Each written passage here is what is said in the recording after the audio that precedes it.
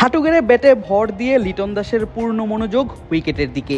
Social মিডিয়ায় pick mail content বলতে যা বোঝায় ঠিক যেন সেটি। কাজ করছেন মাঠকর্মীরা, প্রস্তুত করছেন পিচ, আর সেটি লম্বা সময় ধরে তাকিয়ে তাকিয়ে দেখছেন এলকেডি। অথচ সূচি অনুযায়ী আজ ছিল বাংলাদেশ টেস্ট দলের ক্রিকেটারদের বিশ্রামের দিন। বিশ্রাম বাদ দিয়ে মাঠে হাজির লিটন দাস, আর উপস্থিত হয়েই ধারণা পাবার চেষ্টা করছেন পিচ সম্পর্কে। কেননা এই পিচেই অনুষ্ঠিত হবে পাকিস্তানের বিপক্ষে বাংলাদেশের 2 ম্যাচের টেস্ট সিরিজের প্রথম ম্যাচটা। দেখা গেল লিটনকে উইকেটের পাশে দেখেই এগিয়ে আসেন বিসিবির হেড অফ টার্ফ ম্যানেজমেন্টের দায়িত্বে থাকা টনি হেমিং। এই উইকেট কিপার ব্যাটারকে বুঝিয়ে দিচ্ছেন কেমন হবে পিচ, কেমন হবে তার আচরণ। নিউজিল্যান্ডের বিপক্ষে সাদা বলের ওয়ানডে এবং টি-20 দলে ছিলেন লিটন, খেলেছেন সবগুলো ম্যাচ। এবার ফরম্যাট ভিন্ন, ভিন্ন চ্যালেঞ্জও। সেই চ্যালেঞ্জ মোকাবেলা করতেই লিটন যেন নিচ্ছেন নিজের সর্বোচ্চ প্রস্তুতি।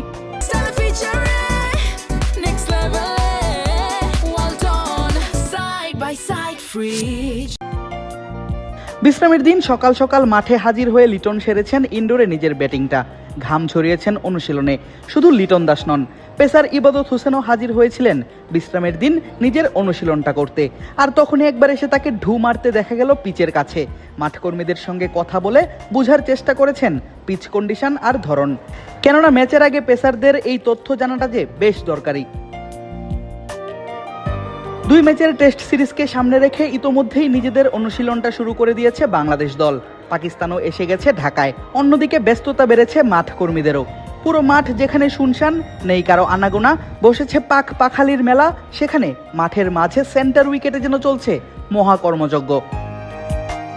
OG pitch curator Tony Hemming এর তত্ত্বাবধানে 4 মে সকাল থেকেই ব্যস্ত সময় পার করছেন মিরপুর শেরেবাংলা জাতীয় ক্রিকেট স্টেডিয়ামের মাঠ কর্মীরা। দেখা গেল পাকিস্তানের বিপক্ষে প্রথম টেস্ট ম্যাচকে সামনে রেখে পুরো দমে চলছে উইকেট প্রস্তুতের কাজ। পাশাপাশি প্রস্তুত করা হচ্ছে 2টি উইকেট, যে কোনো একটাই অনুষ্ঠিত হবে ম্যাচ। দেখা গেল মাঠ কর্মীদের সঙ্গে নিজেই কাজে হাত লাগাচ্ছেন টনি হেমিং। তার বদৌলতেই বদলে গেছে মিরপুরের পিচ। একসময় এই মাঠেই দেখা যেত স্লো আর লো উইকেট। মাঠটা পরিচিত ছিল স্পিন স্বর্গ নামে। সেই মাঠেই এখন দেখা মিলছে স্পোর্টিং উইকেটের। বলার অপেক্ষা রাখে না, পাকিস্তানের বিপক্ষেও মিলতে পারে একই ধরনের উইকেটের দেখা। আর সেই লক্ষ্যেই নিজেদের কাজটা বেশ পরিশ্রম করেই করে যাচ্ছেন মিরপুরের মাঠ কর্মীরা। আদিব আশরাফ, ক্রিক ফ্রেন্জি।